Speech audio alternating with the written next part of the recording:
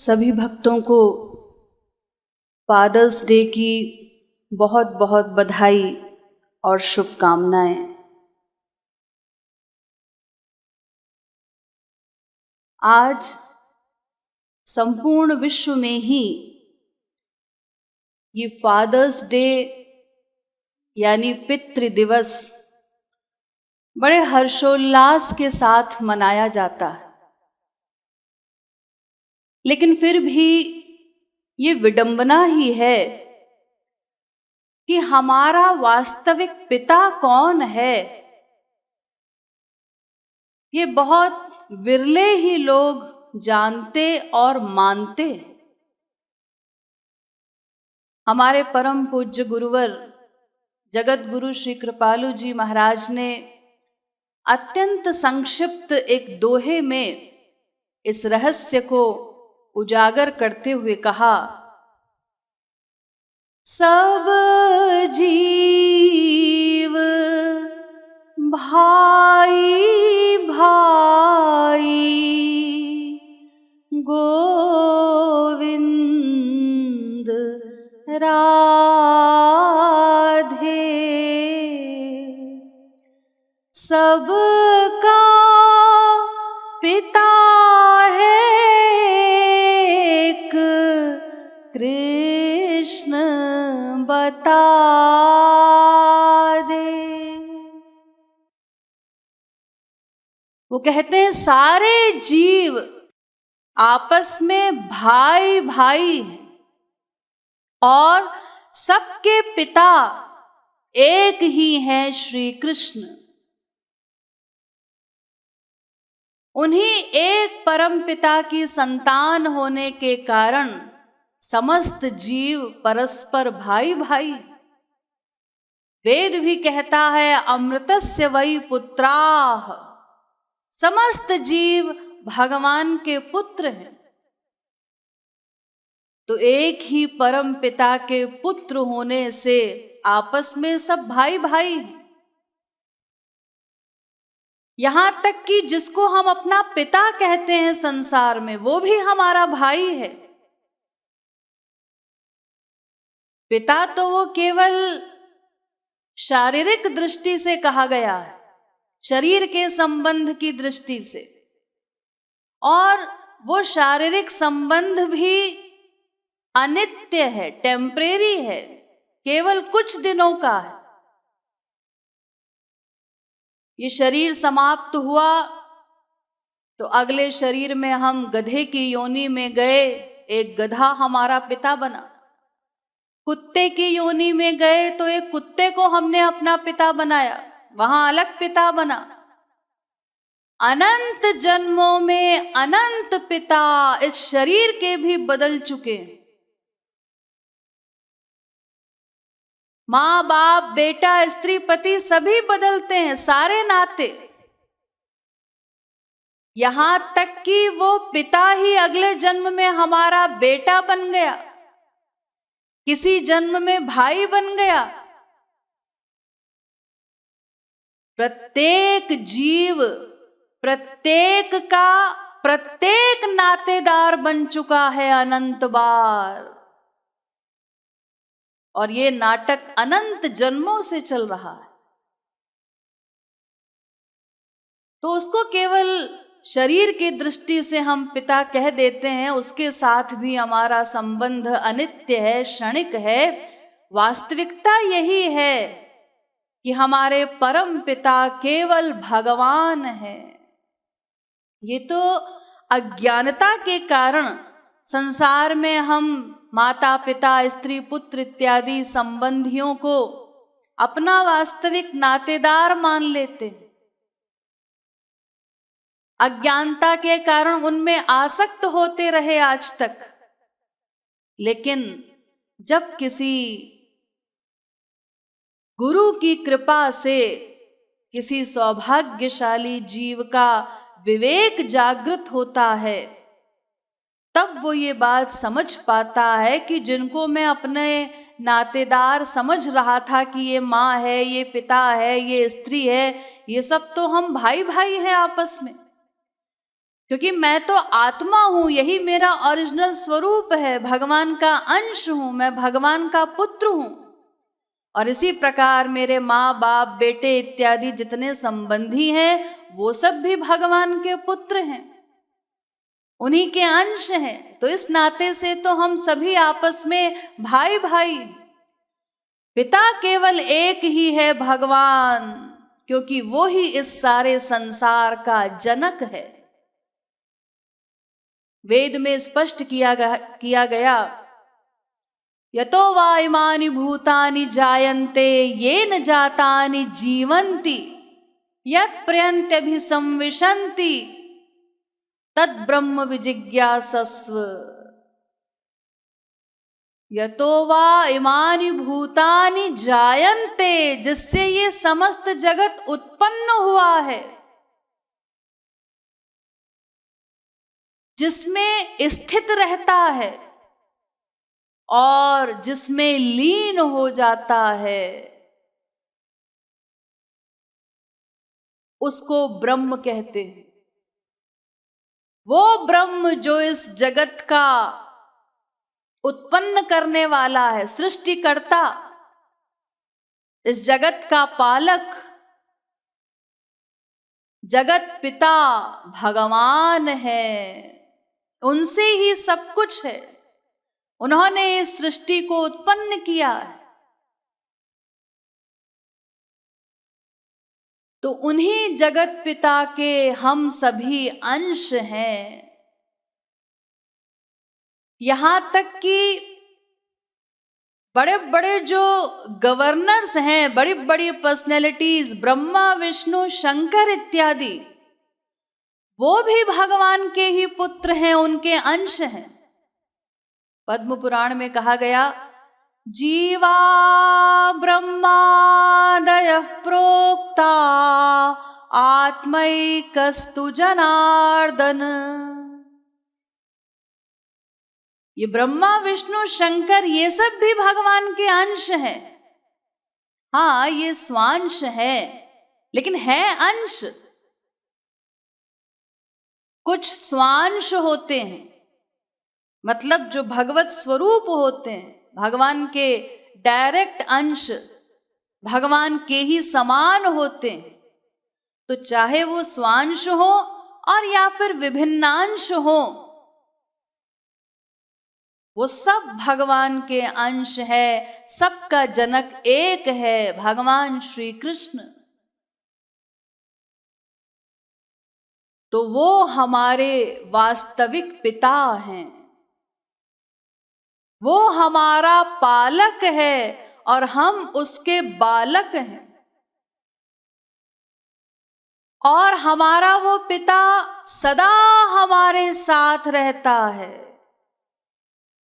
वेद कहता है, द्वा सुपर्णा सयुजा सखाया समानं वृक्षं परिखस्व जाते तयोरन्यः पिप्पलं स्वाद्वत्य नश्नन्नन्यो अभिचाकशीति। हमारे हृदय रूपी वृक्ष पर दो पक्षी सदा से रहते हैं, एक भगवान और दूसरा पक्षी है जीव। तो वो भगवान कभी भी जीव को यानी अपने पुत्र को अकेला नहीं छोड़ते, हमेशा साथ रहते हैं, अनादिकाल से साथ हैं। हम जब जब जहां जहां जिस जिस योनि में गए, गधे की योनि में, कुत्ते की योनि में, जहां हम जाएं, वो पिता हमारा साथ ही रहा। 1/100 सेकंड के लिए भी वो अपने पुत्र को अकेला नहीं छोड़ता। ऐसा नित्य संबंध है हमारा उसके साथ, ऐसा प्रगाढ़ संबंध है, सनातन संबंध है हमारा अपने उस परम पिता के साथ। तो इस वेद मंत्र में कहा गया कि दो पक्षी हमारे हृदय पर सदा, हमारे हृदय में सदा रहते हैं, भगवान और जीव। लेकिन वो किस तरह से रहते हैं, किस पोजीशन में रहते हैं? इस पोजीशन में, मतलब ये भगवान है और ये है जीव। तो देखिए, भगवान तो जीव के सन्मुख है, अपने पुत्र को लगातार देखता रहता है टकटकी लगाकर। भगवान विमुख नहीं है, वो इस संबंध को जानता है कि ये मेरा पुत्र है, इसीलिए अपने पुत्र को सदा देखते रहते हैं भगवान।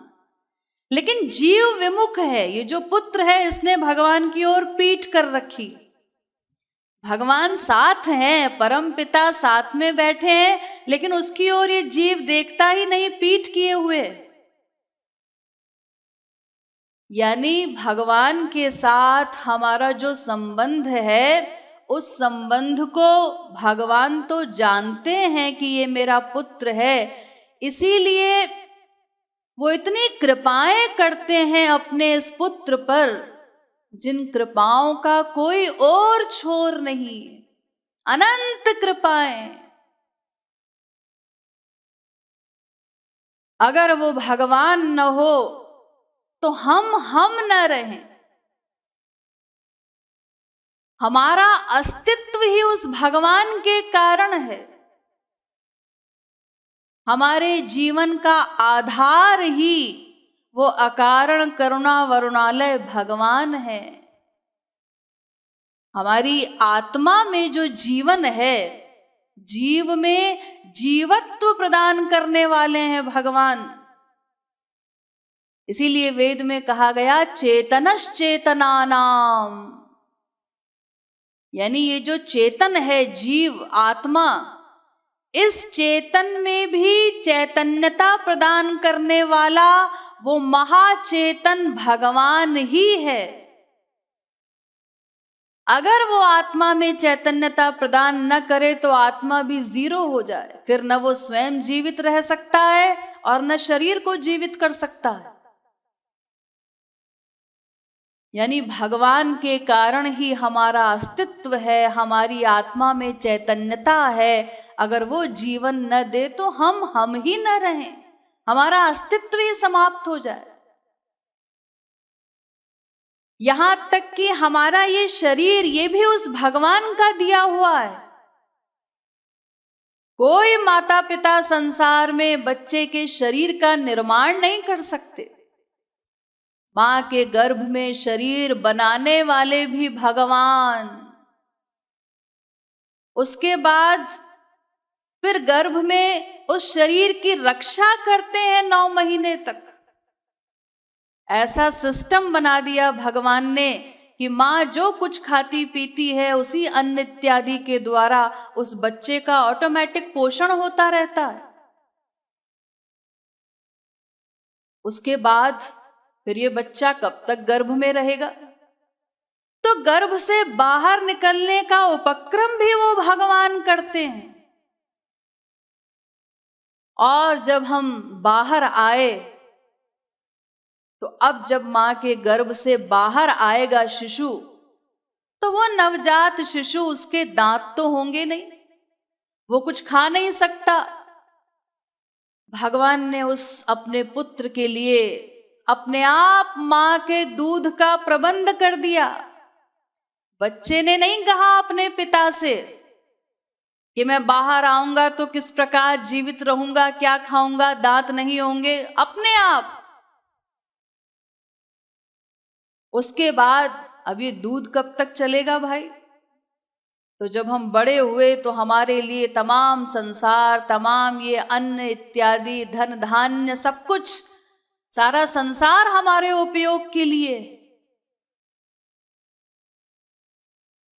हमारी समस्त इंद्रियों में तत् कर्म करने की शक्ति भी वही प्रदान करता है। अगर वो शक्ति प्रदान न करे तो हमारी इंद्रियां कोई कर्म नहीं कर सकती। आंख में देखने की शक्ति, कान में सुनने की शक्ति, नासिका में सूंघने की शक्ति, ये सारी शक्ति वो भगवान देते। और फिर हम जो कर्म करते हैं, उन कर्मों को वो नोट करते हैं प्रतिक्षण।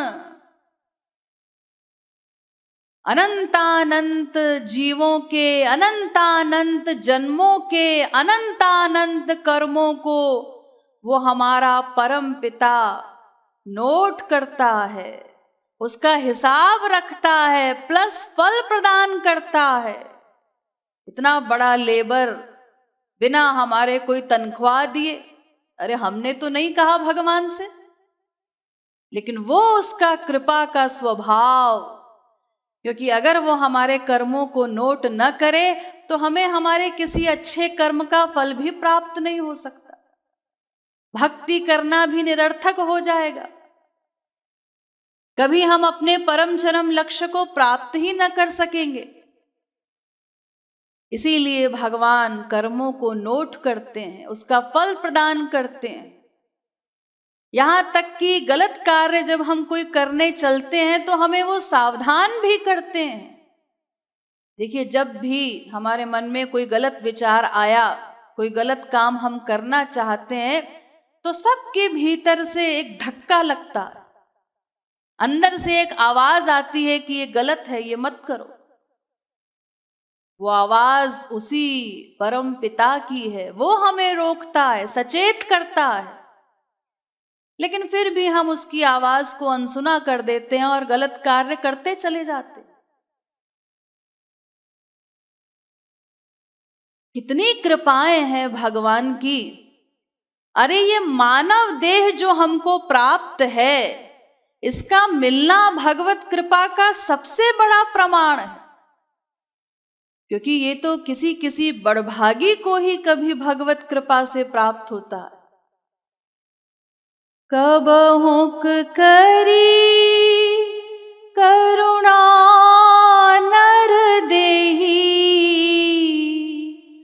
देत ईश बिनु हेतु सनेही। भगवान ने ये देह हमको दिया ताकि हम इसमें पुरुषार्थ करके अपना लक्ष्य प्राप्त कर सकें, क्योंकि केवल इसी देह में हमको कर्म करने का अधिकार प्राप्त है। ऐसा देह जिसके लिए देवता भी लालायित रहते हैं, वो देह हमें भगवान ने प्रदान किया। इसके बाद वेदों को भी प्रकट किया और वेद का अर्थ समझाने के लिए संतों को भी भेजते हैं बारंबार, ताकि हम समझ सकें कि हमारे जीवन का उद्देश्य क्या है, ये मानव देह हमें क्यों मिला है, अपने परम पिता तक हमें कैसे पहुंचना है, कैसे उससे मिलना है, ये सब हम समझ सकें। इसीलिए बारंबार वो संतों को भी भेजते, स्वयं भी अवतार लेकर आते हैं। यहां तक कि नास्तिकों के लिए भी भगवान की इतनी कृपा है। वो नास्तिक जो भगवान को गाली देता है, वो नास्तिक भी भगवान की इसी संसार के समस्त सामानों का उपयोग करता है। इसी पृथ्वी पर वो भी चल रहा है, इसी पृथ्वी का संसार का जल पी रहा है, अन्न ग्रहण कर रहा है। भगवान ने ये नहीं किया कि वो नास्तिक है, मुझे गाली देता है, तो वो अगर मेरी पृथ्वी का उपयोग करेगा, मेरे जल का उपयोग करेगा, तो वो जल उसके लिए जहर बन जाए, वो अन्न उसके लिए जहर बन जाए। ऐसा नहीं किया भगवान ने। अरे संसार में तो देखिए, अगर एक बेटा विरोधी हो जाए, बाप को गाली देने लगे, तो बाप घर से बाहर निकाल देता है, गेट आउट, उसको अपनी संपत्ति से बेदखल कर देता है। लेकिन हमारे वो परम पिता, वो इतने अकारण करुणा वरुणालय हैं कि नास्तिकों पर भी उनकी कृपा उसी प्रकार है जिस प्रकार अन्य जीवों पर, भगवान को मानने वालों पर, क्योंकि उसका जो प्रेम है अपनी संतान से, वो अहेतुक प्रेम है। भगवान का हमसे कोई स्वार्थ नहीं, वो हमसे कुछ चाहते नहीं।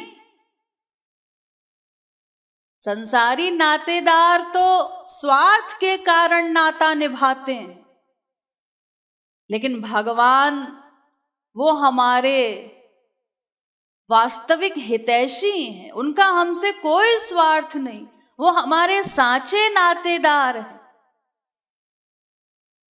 तू तो साचो नातेदार गोविंद राधे, जग के तो नातेदार स्वार्थी बता दे। राधा गोविंद गीत। संसार के जितने नाते हैं वो स्वार्थ पर आधारित हैं, लेकिन भगवान अपने पुत्रों से अहैतुक प्रेम करते हैं। उनकी कृपाएं हम पर अनंत हैं, उनका कोई पार नहीं पा सकता।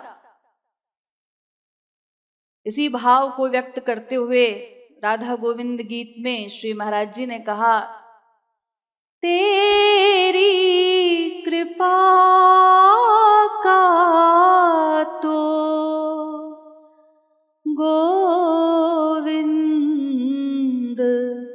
राधे,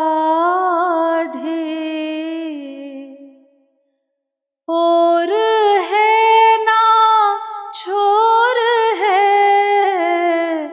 अनंत बता दे। कोई और छोर नहीं भगवान की कृपा का, हम उनकी अनंत कृपाओं के ऋणी हैं, कर्जदार हैं, और वो हमारे साहूकार हैं। इसी भाव को श्री महाराज जी ने अपने एक पद की कुछ पंक्तियों में भी व्यक्त किया है। तुम मम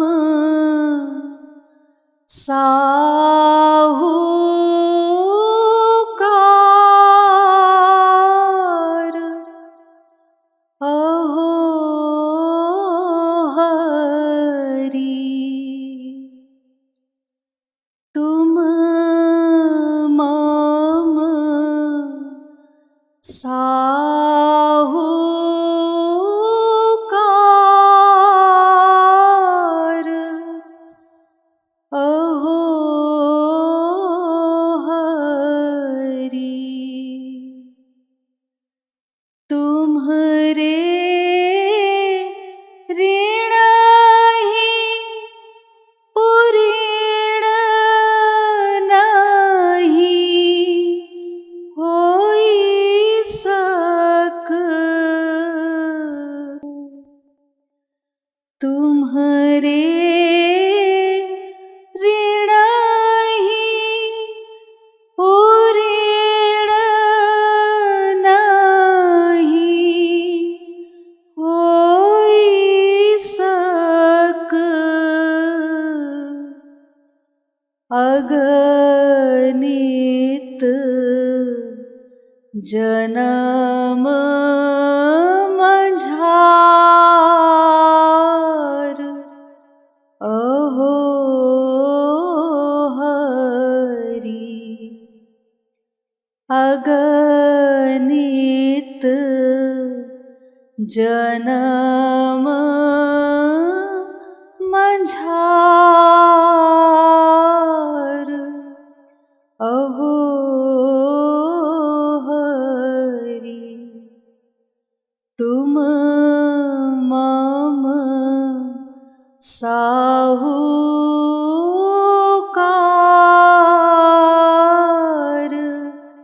अहो हरि। हे नाथ, तुम्हारे ऋण से मैं कभी उऋण नहीं हो सकता।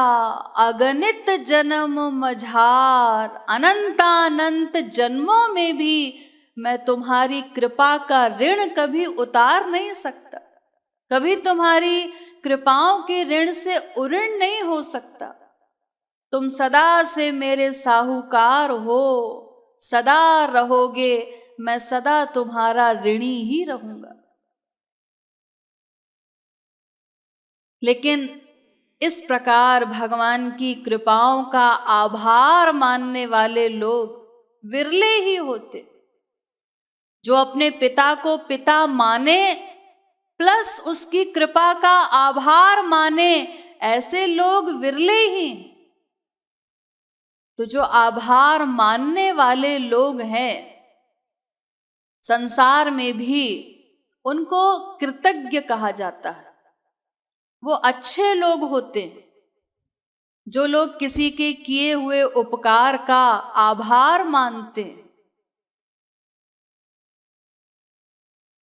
एहसान मानते हैं। ऐसे लोग अच्छे होते हैं, वो कृतज्ञ कहलाते हैं। लेकिन संसार में अधिकांश लोग दूसरे प्रकार के हैं। दूसरे कौन? वो होते हैं कृतघ्न। कृतघ्नी भी कहा जाता है उनको। कृतघ्नी मतलब किसी के किए हुए उपकार का आभार न मानने वाले। ऐसे लोगों को एहसान फरामोश कहा जाता है। एहसान नहीं मानते, कितना ही कोई उन पर कृपा कर दे, उनकी सहायता करे, लेकिन वो उसका एहसान नहीं मानते। ऐसे लोग बुरे होते, अच्छे नहीं माने जाते। तो संसार में अधिकांश लोग ऐसे ही हैं, कृतघ्नी। हम सब उसी कैटेगरी में हैं, जिन्होंने आज तक न तो भगवान को अपना पिता माना, क्योंकि वेद वाणी पर, संत वाणी पर हम विश्वास ही नहीं करते, इसीलिए भगवान के साथ अपने संबंध को मानते ही नहीं कि वो ही हमारा पिता है वास्तविक। तो न तो हमने उसे पिता माना और न अपनी पिता की इतनी कृपाओं का कभी कोई आभार मानते। और ऐसी कृतज्ञता के कारण ही हम लोग आज तक अपने परम चरम लक्ष्य से वंचित हैं,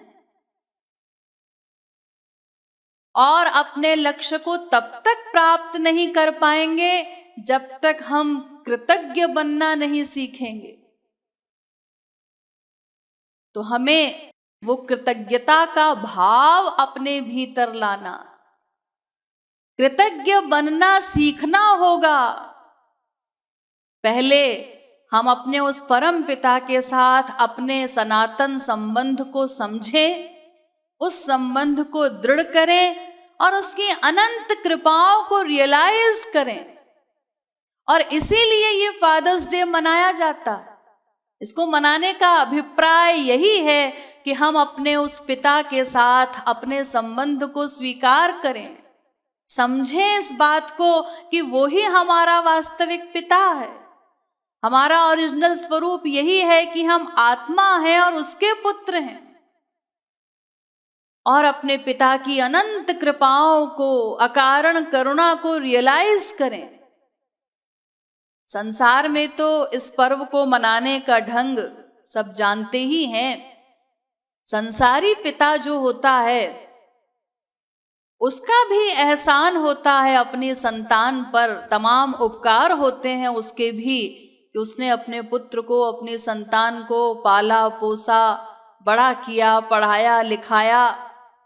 तो उसके उपकारों के प्रति भी हम आभार व्यक्त करें। उस पिता का भी हमें सम्मान करना चाहिए, उसकी आज्ञा का पालन, उसकी सेवा करना, यह सब हमारा कर्तव्य है। लेकिन उसके प्रति हम केवल अपना कर्तव्य पालन करें, उस पिता में आसक्त होने का, उससे प्रेम करने का आदेश हमें शास्त्र नहीं देता। क्योंकि वो तो शारीरिक धर्म का पालन है। उस पिता की सेवा करना मतलब अपने शारीरिक धर्म का पालन करना। तो उस शारीरिक धर्म के पालन मात्र से हमारी आत्मा का कल्याण नहीं हो सकता। आत्म कल्याण के लिए तो हमें अपने उस परम पिता से प्रेम करना होगा। तो उसी पिता के साथ अपने संबंध को समझ करके हम उसी के कृपाओं का अनुभव करके उसी से प्रार्थना करें। क्या प्रार्थना? तेरा सुत तेरी गोद गोविंद राधे मोह निशा में सोया अब तो जगा दे। राधा गोविंद गीत। हे नाथ, मैं तुम्हारी ही गोद में होकर, तुम सदा मेरे साथ रहते हो, मैं तुम्हारी ही गोद में रहता हूं, लेकिन फिर भी तुम्हारा अनुभव नहीं कर पाता। सदा साथ रहने पर भी तुम्हें देख नहीं पाता, क्योंकि मैं मोह निशा में सो रहा हूं, मोह निद्रा में। तो हे नाथ, तुम ही मुझे अब उस मोह निद्रा से जगा दो, ताकि मैं तुम्हें देख सकूं, तुम्हारा अनुभव कर सकूं, तुम्हारे साथ अपने सनातन संबंध को समझ सकूं, क्योंकि मैं तो अबोध हूं। मैं तो हूं अबोध शिशु गोविंद राधे, तू ही मेरा सब कुछ ज्ञान करा दे। हे नाथ, जैसे संसार में भी कोई अबोध शिशु, नवजात शिशु, तुरंत का पैदा हुआ बच्चा, वो न अपनी मां को जानता है न पिता को पहचानता, तो संसार में भी वो माता पिता ही बार बार अनेक प्रयत्न करके उस बच्चे को संबंध ज्ञान कराते कि मैं तेरा पिता हूं। इसी प्रकार अपने इस अबोध शिशु को तुम ही ज्ञान करा दो कि तुम ही मेरे जीवन सर्वस्व हो। मैंने अपने गुरुदेव की अनुकंपा से जान लिया है कि अब तक सारी कमी मेरी ही रही, सारा दोष मेरा है, मैं इस बात को स्वीकार करता हूं। तू तो गोद लेना चाहे गोविंद राधे, शिशु जैसा रोया नहीं, तो ही दोष का दे। हे नाथ, तुम तो सदा अपने इस पुत्र को हृदय से लगाने के लिए, मुझे गोद में लेने के लिए व्याकुल रहते हो। सारा दोष मेरा ही है, मेरी ही कमी है कि मैंने कभी शिशु की भांति तुम्हें पुकारा ही नहीं, कभी निश्चल रुदन तुम्हारे लिए किया ही नहीं, अन्यथा तुम तो सदा से मुझे अपनाने के लिए व्याकुल हो, सदा मेरे साथ रहते हो। तू तो सदा साथ रहा गोविंद राधे, मैं ही कृतघ्नि भूला, तो ही दोष का दे। राधा गोविंद गीत। तुम सदा से मेरे साथ हो, टकटकी लगाकर मुझे देखते रहते हो, मैं ही कृतघ्नि हूं, इतना एहसान फरामोश हूं, कुपुत्र हूं कि तुम्हें सदा भूला रहा। कभी तुम्हारी ओर मैंने देखा ही नहीं। इतना कृतघ्नी हूं, कभी मैंने तुम्हारी कृपाओं का आभार नहीं माना। तुझ सा कृपालु नहीं गोविंद राधे, मुझ सा कृतघ्नी कोई हो तो बता दे। जहां तुम्हारी कृपालुता का कोई और छोर नहीं, तुम्हारे जैसा कोई कृपालु नहीं हो सकता, वहीं मुझ जैसा कोई कृतघ्नी नहीं हो सकता। मैं तो आज तक तुम्हारी अनंत कृपाओं को अपने पैरों तले रोंदता चला गया, कभी तुम्हारी कृपाओं का अनुभव किया ही नहीं।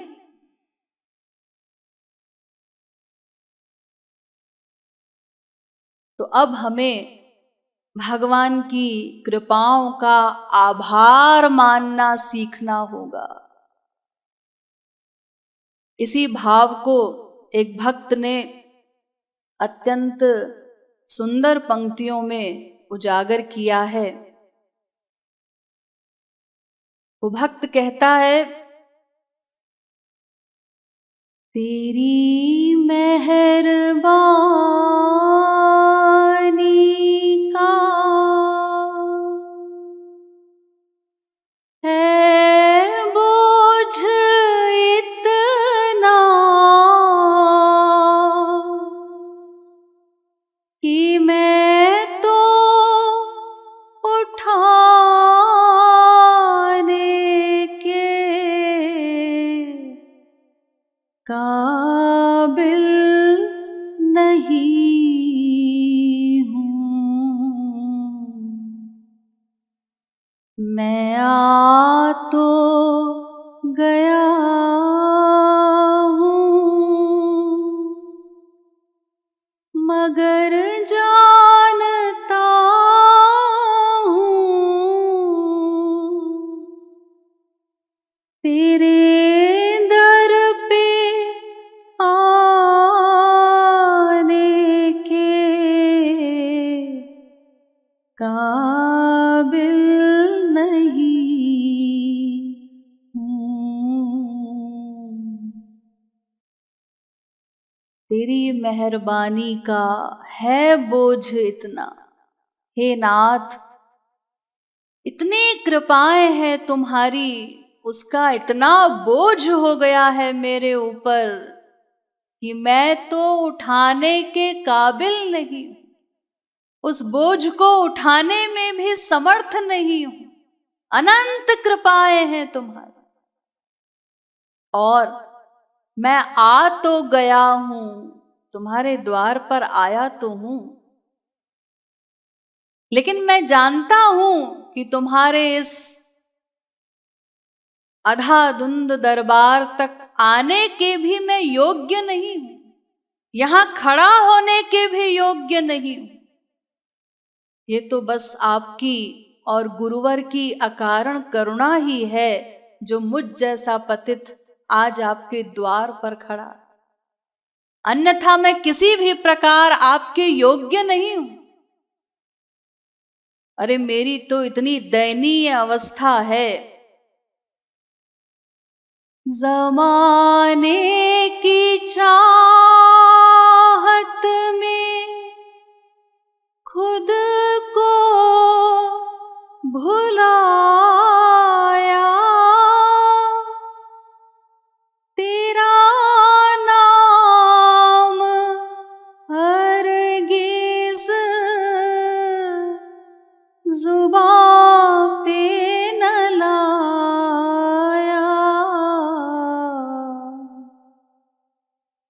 खतावार हूँ मैं, खतावार हूँ मैं, गुनहगार हूँ मैं,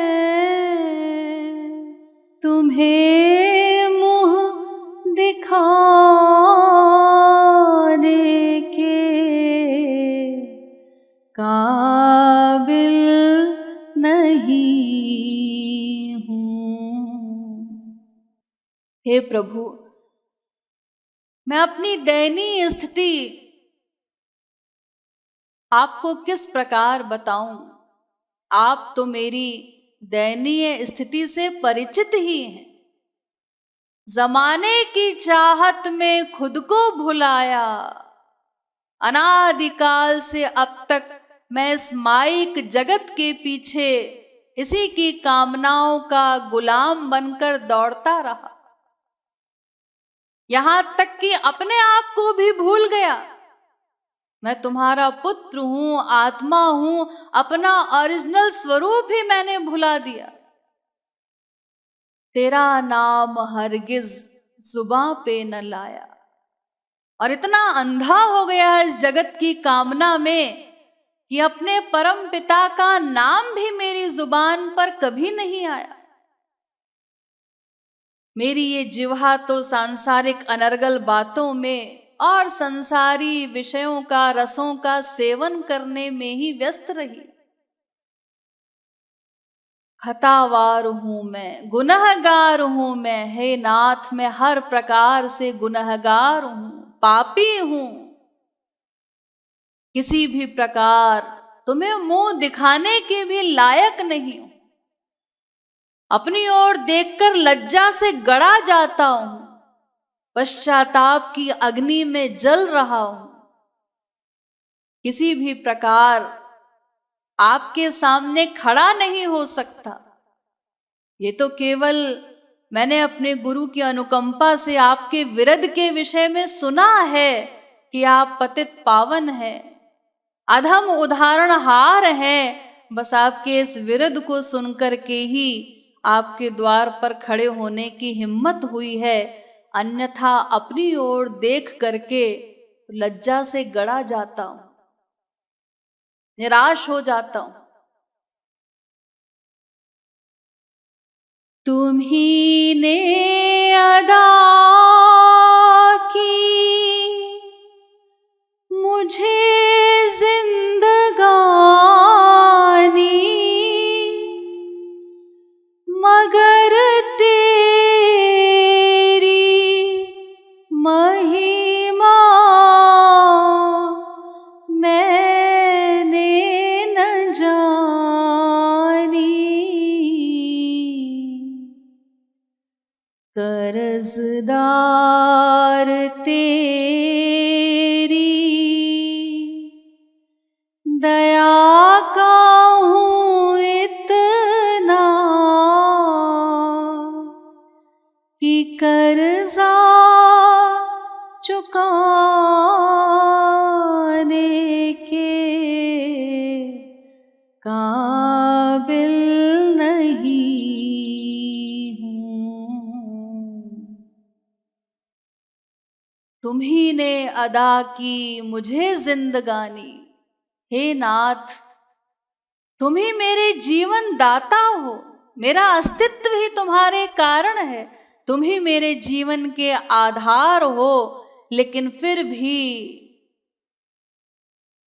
मगर तेरी महिमा मैंने न जानी, अपने जीवन दाता की महिमा को ही मैंने कभी नहीं समझा कि मैं किसकी वजह से जीवित हूं।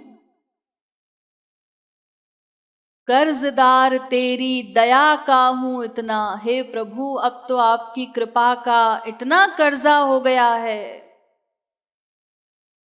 कि कर्जा चुकाने के काबिल नहीं हूं। मैं किसी भी प्रकार आपकी कृपा के ऋण से उऋण नहीं हो सकता, क्योंकि आपकी कृपा तो अनमोल है, दिव्य है।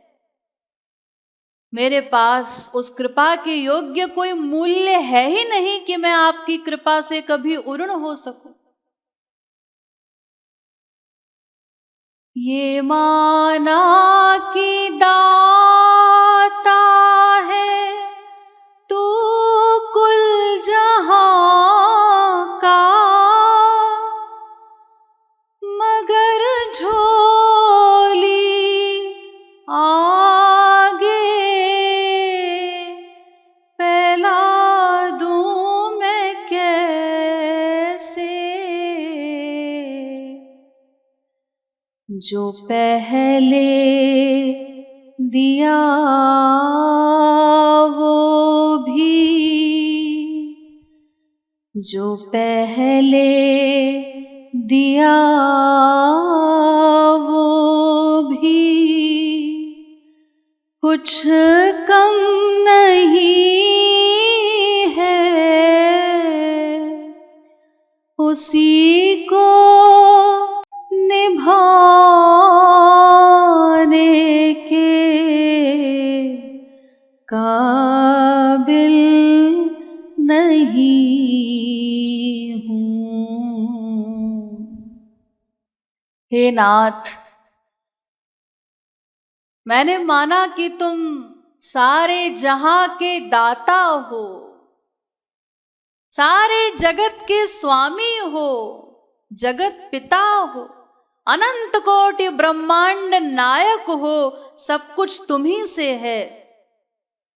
लेकिन फिर भी मैं अब किस प्रकार तुमसे कुछ मांगूं, कैसे अपनी झोली तुम्हारे आगे फैलाऊं, क्योंकि तुमने जो अब तक किया, अब तक जो अनंत कृपाएं की, मैं तो उन्हीं को कभी निभा नहीं पाया, कभी रियलाइज तक नहीं कर पाया। इसीलिए अब तो बस यही तमन्ना है, तमन्ना यही है कि सर को झुका दूं, तेरा दीद एक बार दिल में मैं पालूं।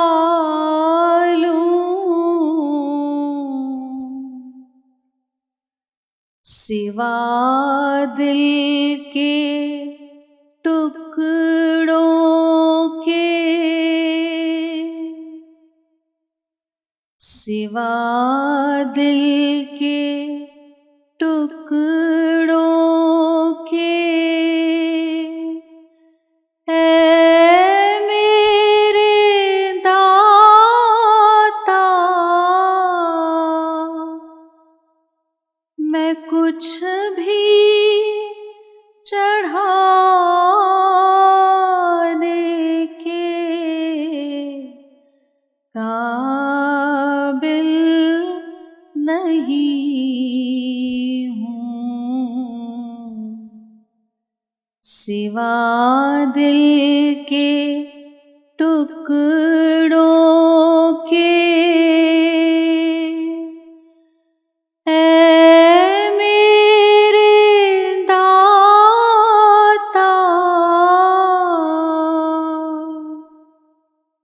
कुछ भी चढ़ाने के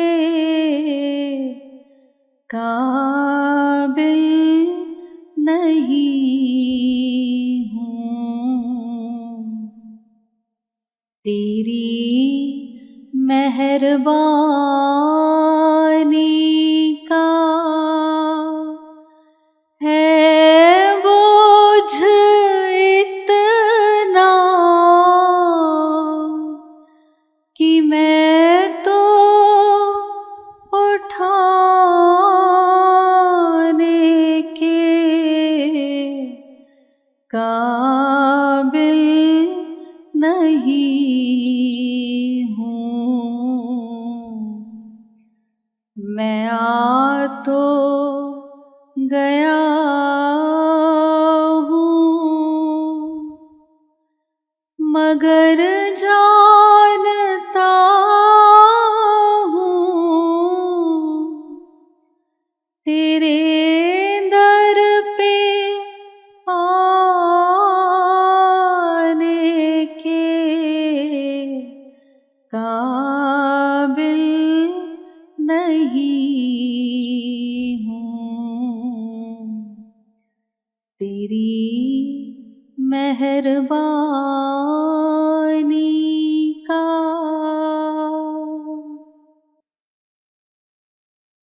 तमन्ना यही है कि सर को झुका दूं।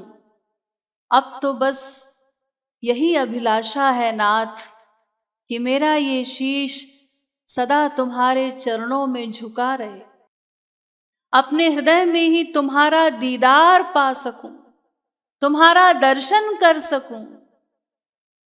सिवा दिल के टुकड़ों के ऐ मेरे दाता, मैं कुछ भी चढ़ाने के काबिल नहीं। मेरे पास अपने इस मलिन मन के अतिरिक्त आपको देने के लिए और कुछ भी नहीं। मैं यही गंदा मन आपको समर्पित करता हूं। आप अपनी कृपा से इसे स्वीकार करके इसे पावन बना दीजिए। ये मन इतना पावन हो जाए, इतना निर्मल हो जाए कि इस मन से फिर सदा मैं आपकी कृपाओं का चिंतन करके निरंतर अश्रुपात करता रहूं, आपकी कृपा का अनुभव करके सदा विभोर रहूं, गदगद होता रहूं। तो कृपा का आभार मानना यही सबसे बड़ी साधना है, यही हमको करना है। भगवान की अनंत अकारण कृपाओं को रियलाइज करना, इसी कृतज्ञता के भाव को अपने हृदय में उत्पन्न करना है, अपने भीतर लाना है। इसी भाव को श्री महाराज जी ने राधा गोविंद गीत में स्पष्ट करते हुए कहा, तेरे उपकारों ते गोविंद राधे, कौन हुआ है हरि उऋण बता दे। हे नाथ, तुम्हारे उपकारों से भला आज तक कौन उऋण हो पाया है। तुम्हारी कृपाएं अनंत हैं, अनमोल हैं। कोई भी जीव उन कृपाओं का कोई मूल्य कभी चुका ही नहीं सकता, अनंत जन्मों में भी कभी उऋण नहीं हो सकता। अरे यहां तक कि ब्रह्मा विष्णु शंकर वो भी सब तुम्हारे द्वार के भिखारी हैं। विधि हरि हर तेरे गोविंद राधे, द्वार के भिखारी पुनि सुर नर का दे। राधा गोविंद गीत। जब ब्रह्मा विष्णु शंकर ही तुम्हारी कृपा के याचक हैं, तुम्हारे द्वार के भिक्षुक हैं, तो भला कोई देवता, कोई मनुष्य इत्यादि तुम्हें क्या दे सकता है? कैसे तुम्हारी कृपाओं के ऋण से उऋण हो सकता है? हे नाथ, मैं तो इतना कृतघ्नी हूं कि तुम्हारी ही वस्तु का दान तुम्हें नहीं कर पाता। तन मन धन तेरा गोविंद राधे,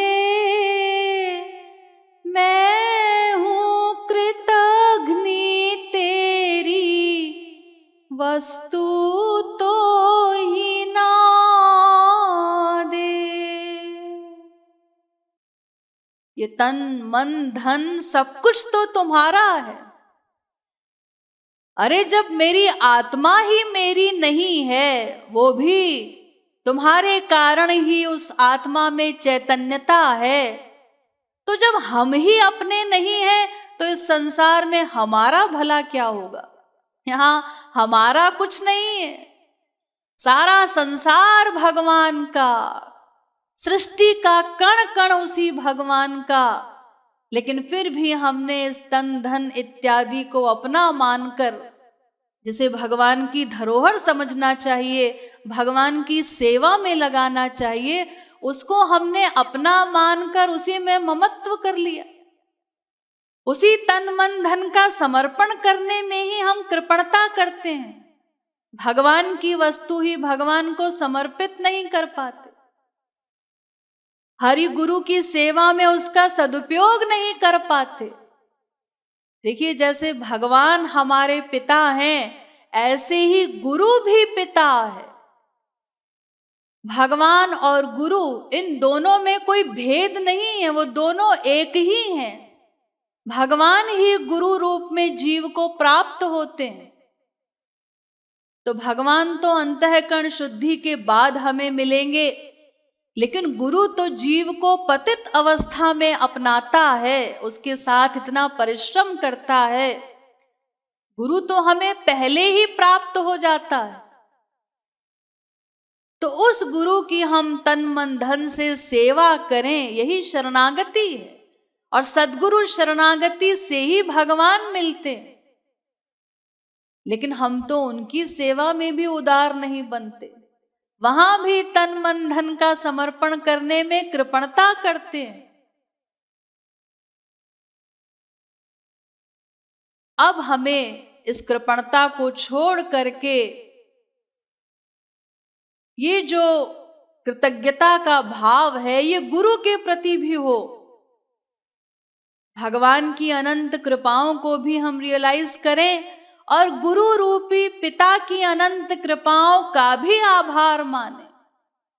दोनों की अनंत कृपाओं का चिंतन करके रुदन करना होगा, उनसे कृपा की याचना करनी होगी।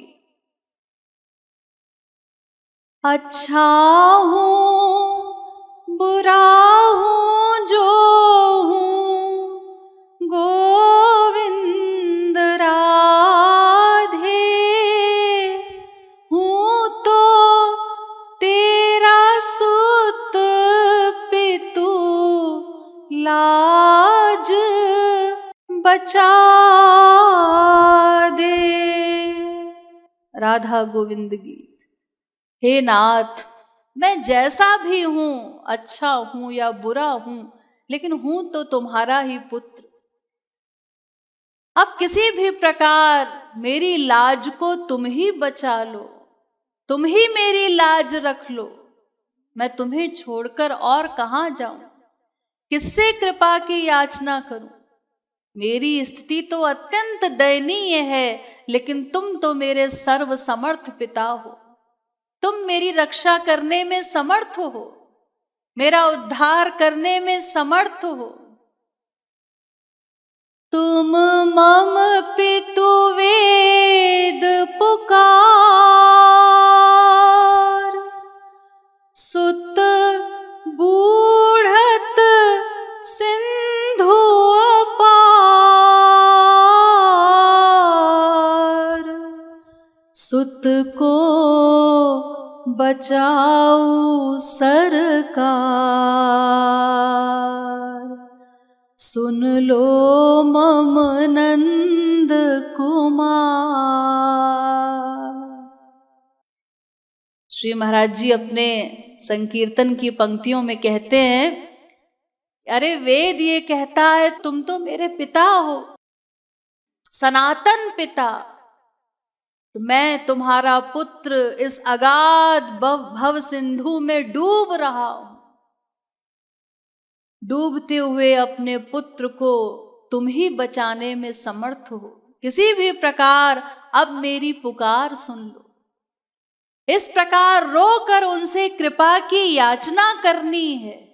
यही साधना है, यही समस्त वेदों शास्त्रों का सार है कि हम भगवान को अपना पिता माने, उनके साथ अपने संबंध को स्वीकार करें, समझें, दृढ़ करें और रोकर अपने उस पिता को पुकारें।